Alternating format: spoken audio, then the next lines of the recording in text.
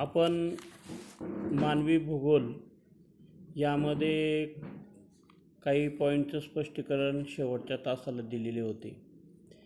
त्यामध्ये त्याच्यानंतरचा जो पॉईंट आहे राजकीय घटक व शासकीय धोरण. राजकीय घटक व शासकीय धोरणामध्ये विविध धोरणाचा परिणाम लोकसंख्येच्या वितरण आणि घनतेवर होतो.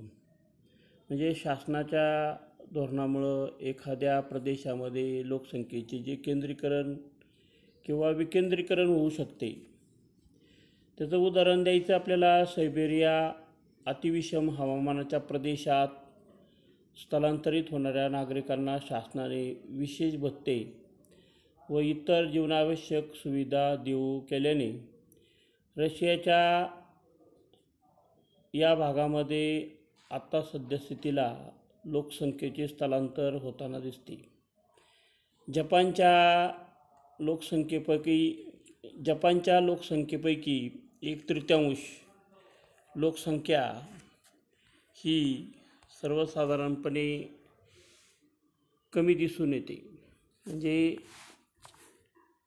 1/3 लोकसंख्या टोकियो शहरामध्ये राहते. त्यामुळे तेथील सरकार लोकांना टोकियो सोडण्यासाठी प्रोत्साहन स्वरूपामध्ये पैसे देऊ करत आहेत. म्हणजे अशा पद्धतीने राजकीय घटक आणि शासकीय धोरणाचा परिणाम तेथील असलेल्या लोकसंख्येवर दिसून येतो. म्हणजे लोकसंख्या विकेंद्रीकरणासाठी ब्राझीलचं उदाहरण आपल्याला द्यायचं आहे. ब्राझील सरकारने प्रोत्साहनपर त्या ठिकाणी विशिष्ट प्रकारच्या धोरणाचा वापर केलेला दिसून येतो. त्यामध्ये समुद्रकिनाऱ्यापासूनचं अंतर, सुगमता, नैसर्गिक बंदरे, ऊर्जा स्रोत, जलवाहतुकीस उपयुक्त नद्या, कालवे, म्हणजे सांस्कृतिक घटक, स्थलांतर, आर्थिक क्रिया, तंत्रज्ञान हे घटक लोकसंख्येच्या वितरणावर परिणाम करतात. प्राकृतिक परिस्थिती आणि उपजीविकेची साधना किंवा उपजीविकेच्या साधनांचा अभाव हे घटकसुद्धा लोकसंख्येच्या केंद्रीकरणासाठी अडसर ठरतात. अशा पद्धतीने या ठिकाणी आपण राजकीय घटक आणि शासकीय धोरणाची उदाहरणं या ठिकाणी आपण दिली. मग लोकसंख्येमध्ये बदल घडतात. म्हणजे लोकसंख्येमध्ये बदल का घडतात? तर एका प्रदेशातून दुसऱ्या प्रदेशामध्ये लोकापेक्षा किंवा वेगवेगळ्या स्वरूपाचे त्यामध्ये प्रमाण दिसून येते. म्हणजे याचा अर्थ असा का वय, लिंग आणि त्या व्यक्तीचे वास्तव्याचे ठिकाण याच्या आधारे लोकसंख्येचे वेगळेपण असू शकते किंवा त्याचा अभ्यास आपण करू शकतो. त्यामध्ये रोजगाराची उपलब्धता किंवा रोजगाराचा प्रकार, शिक्षण, आयुर्मान याद्वारे सुद्धा लोकांची वर्गवारी आपल्याला करता येते. म्हणून काही लोकसंख्येच्या विविध पैलूंचा अभ्यास आपण करणार आहोत. तर त्यापैकी एक उदाहरण द्यायचे यामध्ये अतिशय महत्त्वाचं म्हणजे लोकसंख्या वाढ. ही जी आकृती दाखवलेली आहे तर त्या आकृतीमध्ये ही आकृती काय दर्शवते?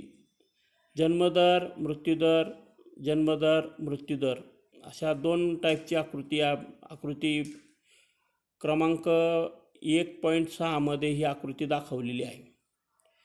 जन्मदरापेक्षा मृत्यूदर जास्त असल्यास लोकसंख्येवर काय परिणाम होतात? मृत्यूदरापेक्षा जन्मदर जास्त असल्यास लोकसंख्येवर काय परिणाम होतात? दोन्ही दर समान असल्यास काय परिणाम होतात? असे शक्य आहे का? अशा पद्धतीने या घटकाचे भौगोलिक स्पष्टीकरण या ठिकाणी आपल्याला द्यायचे आहे. भौगोलिक स्पष्टीकरणामध्ये उदाहरणार्थ लोकसंख्येतील बदल हा त्या प्रदेशातील रहिवाशांच्या संख्येत विशिष्ट कालावधीमधील झालेला बदल असतो. हा बदल म्हणजे संख्यात्मक किंवा त्याला टक्केवारीच्या स्वरूपामध्ये सांगता येतो.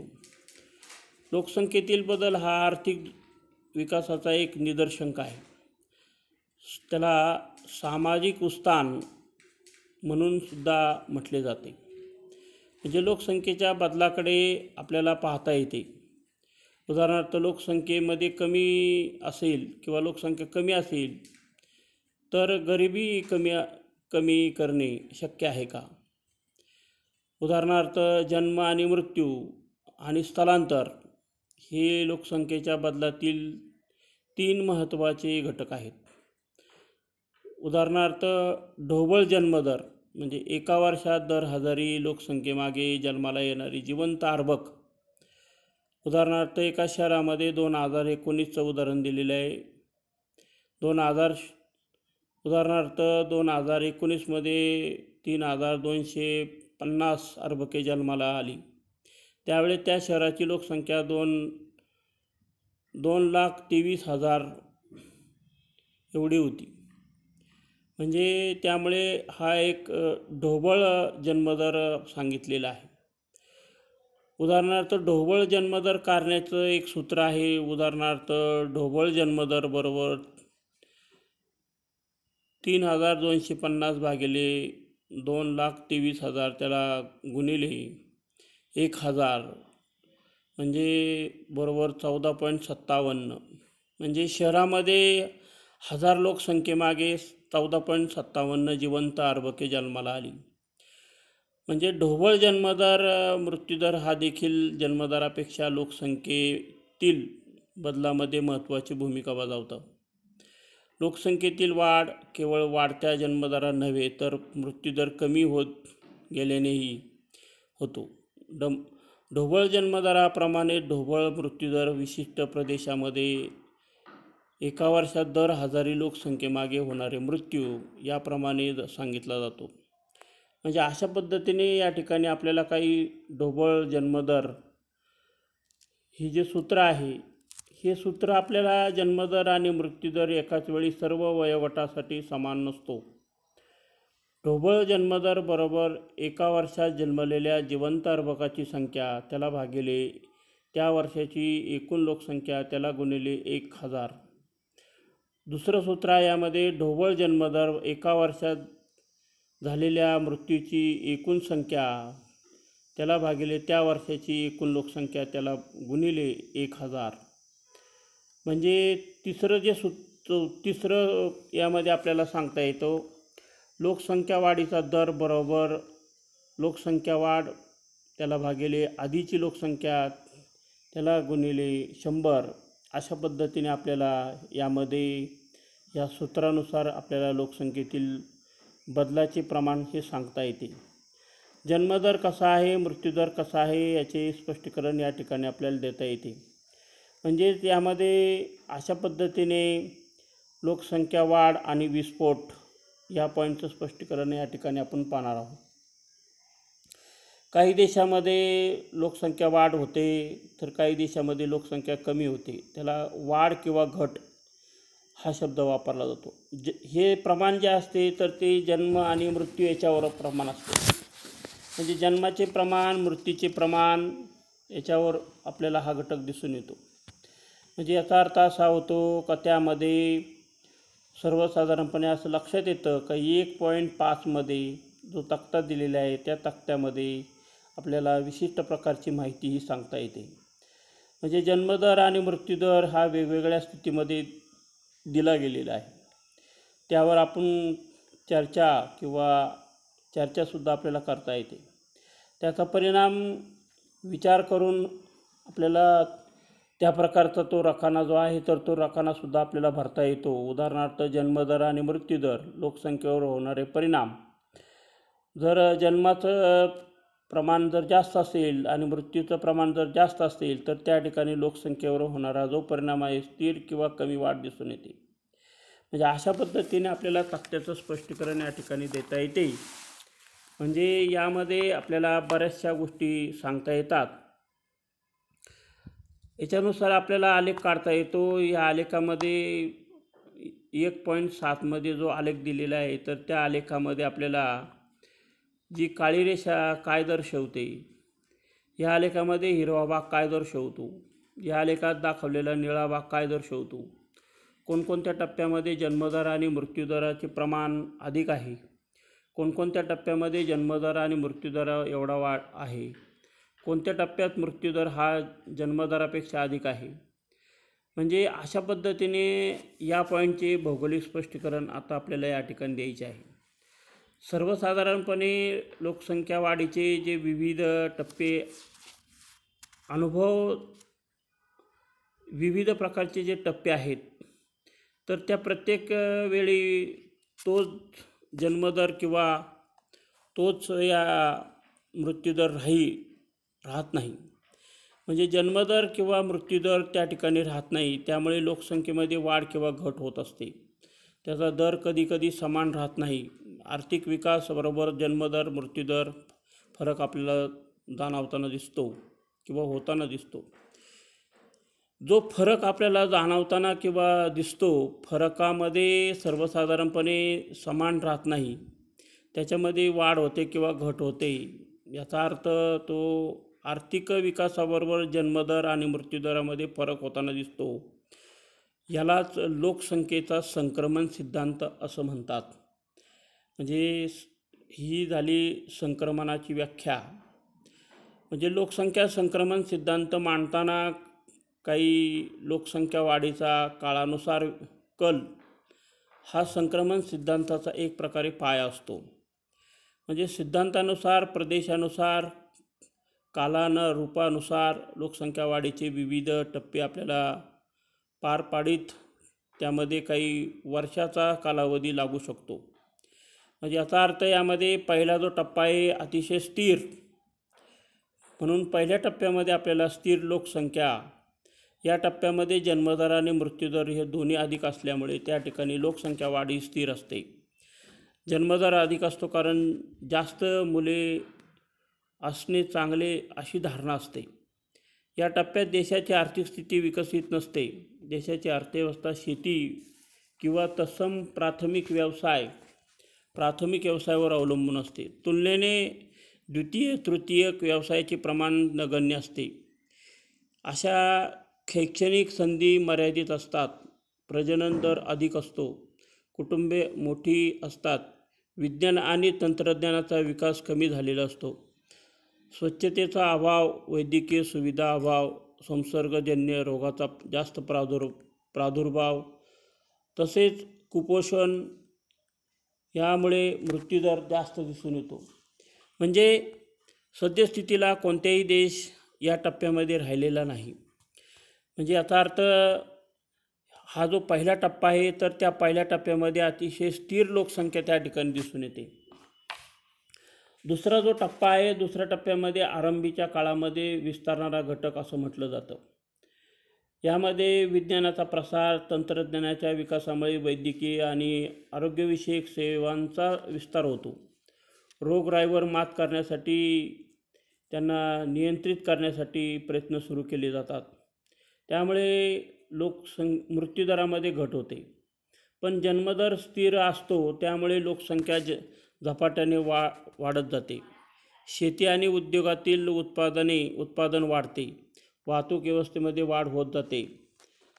अशा वाहतूक व्यवस्थेमध्ये वाढ होत जाते म्हणूनच त्या ठिकाणी लोकसंख्या नियंत्रणासाठी प्रयत्न सुरू केले जातात. अधिक लोकसंख्या असणारे विकसनशील देश सध्या या टप्प्यातून जात आहेत. म्हणजे या टप्प्यामध्ये आकृती पॉईंट 1.7 दाखवल्याप्रमाणे सर्वाधिक वाढ यामध्ये होत दिसते. म्हणजे त्यालाच आपण लोकसंख्या विस्फोट असं म्हटले जाते.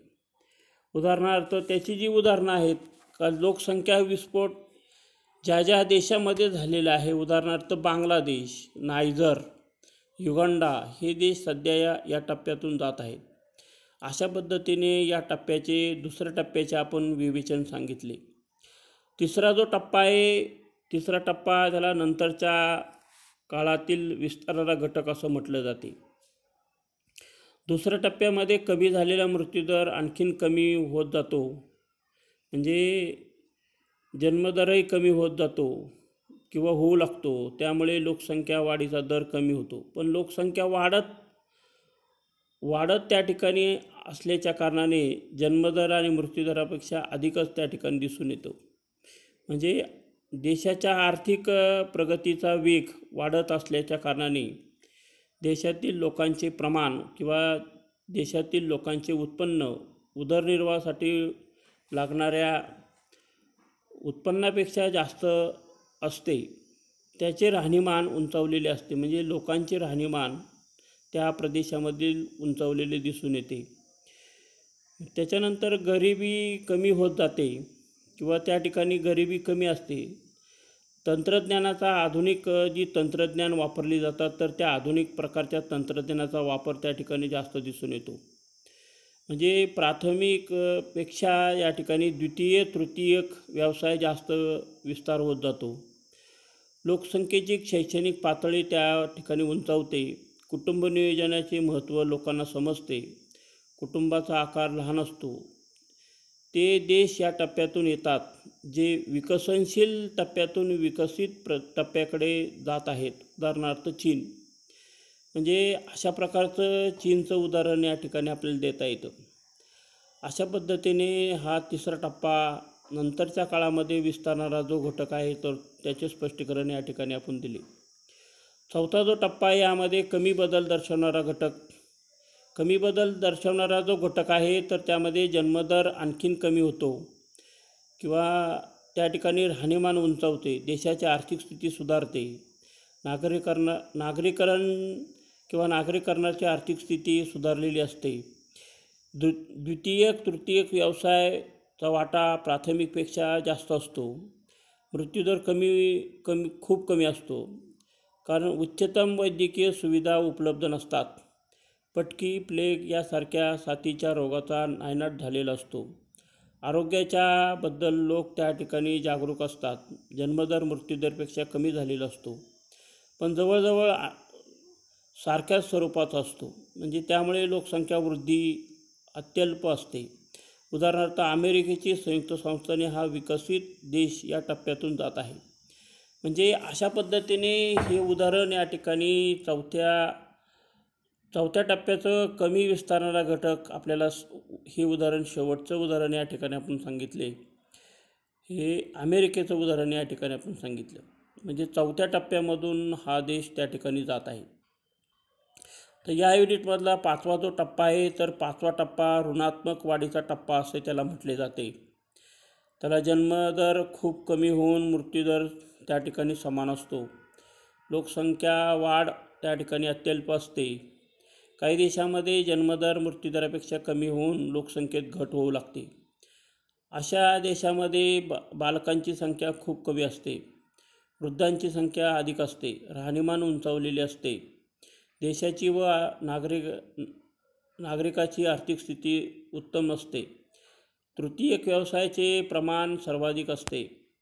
शैक्षणिक वैद्यकीय सेवा उच्च दर्जाच्या असतात. आरोग्य, पर्यावरण, आनंददायी जीवनाबाबत आग्रह असतो. उदाहरणार्थ स्वीडन, फिनलँडचं उदाहरण या ठिकाणी आपल्याला सांगता येते. म्हणजे पाचव्या टप्प्यामध्ये शेवटच्या पॉईंटमध्ये आपण तुम्हाला या ठिकाणी स्वीडन आणि फिनलँडचे उदाहरण या ठिकाणी दिलेले आहे. अशा पद्धतीने या ठिकाणी आपण या लोकसंख्येमधील संक्रमण सिद्धांत असे एकूण 5 युनिट, 5 घटक, 5 पॉईंटचे स्पष्टीकरण या ठिकाणी आपण दिले. लोकसंख्येचे घटक याच्यामधील हा जो मुद्दा आहे लोकसंख्येचे घटक, तर सर्व लोकसंख्येचे जे गुणधर्म आहेत जे मोजता येतात किंवा त्यांना लोकसंख्येचे घटक असं म्हणतात. म्हणजे साधं उदाहरण आहे. ह्यामध्ये आपल्याला ग्रामीण नागरी निवास, वय, लिंग गुणोत्तर, वैवाहिक स्थिती या घटकाच्या आधारे आपल्याला यामध्ये लोकसंख्येची वर्गवारी करता येते. यामुळे प्रदेशातील लोकसंख्येची वैशिष्ट्ये स्पष्टपणे आपल्याला करता येतात. उदाहरणार्थ लोकसंख्येची रचना म्हणजे लोकसंख्येच्या घटकामुळे प्रदेशातील लोकसंख्येच्या रचनेचा सर्वसामान्य स्वरूप आपल्याला लक्षात येते. उदाहरणार्थ वयोरचनाच्या आधारे आपल्याला लोकसंख्येतील बाल, युवा, वृद्ध यांची टक्केवारी आपल्याला कळते. म्हणजे बालकांचे प्रमाण, युवकाचे प्रमाण, वृद्धाचे प्रमाण हे आपल्याला या लोकसंख्येतील रचनेवरून कळते. लोकसंख्येच्या या रचनेमुळे आपल्याला अवलंबित्वाचे गुणोत्तर समजते. याचा परिणाम देशाच्या अर्थव्यवस्थेवर कसा होईल हे लक्षात येते किंवा याबद्दल आपल्याला निष्कर्ष काढता येतो. याची माहिती आपण पुढील पाठामध्ये पाहणार आहोत. अशा पद्धतीने या युनिटमध्ये आपण सर्वसाधारणपणे टॉपिक नंबर 2मध्ये अशा प्रकारची माहिती सांगितली. त्यानंतर यामध्ये या युनिटवरील जे प्रश्न आहेत तर ते प्रश्न पान क्रमांक 11वर दिलेले आहेत. पान क्रमांक 11वर यामध्ये काही महत्त्वाचे जे प्रश्न आहेत, उदाहरणार्थ अचूक सहसंबंध ओळखा.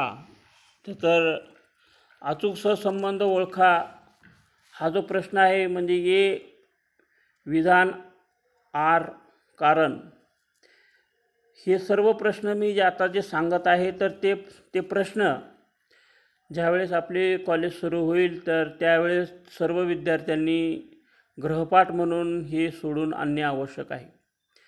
तर हे प्रश्न विद्यार्थ्यांनी टाईप करून घेऊन त्याची उत्तरं काढून मी जे काही पॉईंट शिकवलेले आहेत तर त्या पॉईंटच्या आधारे त्याचे स्पष्टीकरण लिहून त्याचे नोट्स काढून या प्रश्नांची उत्तरं या ठिकाणी लिहिणे आवश्यक आहे. पहिला जो प्रश्न आहे त्यामध्ये अचूक प्रश्नामध्ये अचूक सहसंबंध ओळखा. विधान ए मध्ये आर कारण, म्हणून पहिला जो घटक आहे त्यामध्ये ए, सुपीक मैदानी प्रदेशात दाट लोकवस्ती आढळते. आर, सुपीक मृदा ही शेतीसाठी उपयुक्त असते. आता त्याचे 4 पर्याय दिले आहेत तर त्या 4 पर्यायापैकी एक त्याचं उत्तर आहे आणि हे तुम्ही शोधायचे आहे. केवळ ए बरोबर आहेत, आ, केवळ आर बरोबर आहेत, ए आणि आर हे दोन्ही बरोबर आहेत. आर हे एचे अचूक स्पष्टीकरण आहे. ए आणि आर हे दोन्ही बरोबर आहेत, परंतु आर हे एचे अचूक स्पष्टीकरण नाही. म्हणजे अशा पद्धतीने हा सहसंबंध ओळखामधील पहिला घटक झाला. दुसरा जो घटक आहे यामध्ये मध्ये प्रदेशातील लोकसंख्येमध्ये बदल होत नाही. आर, जन्मदर, मृत्यूदर, स्थलांतराचा प्रदेशातील लोकसंख्येवर परिणाम होतो. त्याचे 4 पॉईंट आहेत. त्यामध्ये केवळ ए बरोबर आहेत, आ केवळ आर बरोबर आहेत, ए आणि आर हे दोन्ही बरोबर आहेत आणि आर हे एचे अचूक स्पष्टीकरण आहे.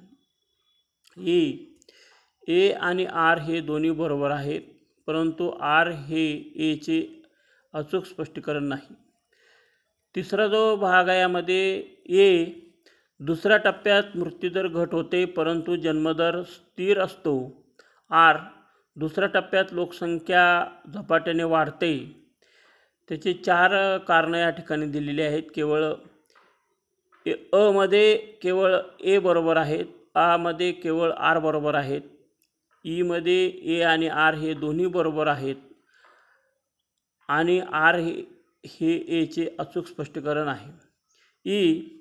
ए आणि आर हे दोन्ही बरोबर आहेत, परंतु आर हे एचे अचूक स्पष्टीकरण नाही. दुसरा प्रश्न आहे यामध्ये टिपा लिहामध्ये भूरचनेचा लोकसंख्येच्या वितरणावर प्रभाव, हा पहिला प्रश्न आहे टिपेमधील. दुसरा प्रश्न आहे यामध्ये जन्मदर आणि मृत्यूदरातील सहसंबंध, हा तिसरा प्रश्न आहे. तिसरा प्रश्न यामध्ये लोकसंख्या संक्रमण सिद्धांताचा तिसरा टप्पा. प्रश्न क्रमांक 3 मध्ये भौगोलिक कारणे लिहा अशा टाईपचा जो प्रश्न आहे त्यामध्ये एकूण 6 कारणं आहेत. तर त्या 6 कारणापैकी पहिलं कारण आहे भारत लोकसंख्या संक्रमणाच्या 3ऱ्या टप्प्यात जात आहेत, हे पहिलं कारण. दुसरं कारण आहे यामध्ये लोकसंख्या वितरण असमान असते. तिसरं कारण आहे यामध्ये वाहतुकीच्या सोयीमुळे लोकवस्तीत वाढ होते. चौथं कारण आहे यामध्ये लोकसंख्या संक्रमणाच्या तिसऱ्या टप्प्यात द्वितीयक व तृतीयक व्यवसायाची वाढ होते. पाचवं कारण आहे यामध्ये जन्मदर कमी असूनसुद्धा लोकसंख्या वाढू शकते. सहावं कारण आहे यामध्ये लोकसंख्या घनता ही लोकसंख्या आणि क्षेत्रफळावर अवलंबून असते. प्रश्न क्रमांक 4मध्ये सविस्तर उत्तरे लिहा या टाईपचा जो प्रश्न आहे त्यामध्ये पहिला प्रश्न आहे, लोकसंख्येच्या वितरणावर परिणाम करणारे प्राकृतिक घटक कोणते? दुसरा आहे यामध्ये लोकसंख्या संक्रमणाच्या पहिल्या आणि 5व्या टप्प्यात लोकसंख्या वाढ जवळजवळ होत नाही, या दोन्ही टप्प्यातील फरक सांगा. तिसरा प्रश्न आहे यामध्ये चौथ्या व पाचव्या टप्प्यातील देशाच्या समस्या कोणत्या असू शकतील? प्रश्न क्रमांक 5मध्ये लोकसंख्या संक्रमण सिद्धांताची आकृती काढा व योग्य नावे द्या. प्रश्न क्रमांक 6मध्ये जगाच्या आराखड्यात खालील बाबी दाखवा व सूची काढा. त्यामध्ये 1. ऑस्ट्रेलियातील जास्त लोकसंख्येचा प्रदेश. 2. भारतातील कमी लोकसंख्येचा प्रदेश. 3. लोकसंख्या संक्रमण अवस्थेतील 5व्या टप्प्यातील कोणतेही 2 देश. आणि 4. लोकसंख्या संक्रमण अवस्थेतील 2ऱ्या टप्प्यातील 2 देश. अशा पद्धतीने हे प्रश्न मी तुम्हाला गृहपाठ म्हणून दिलेले आहेत.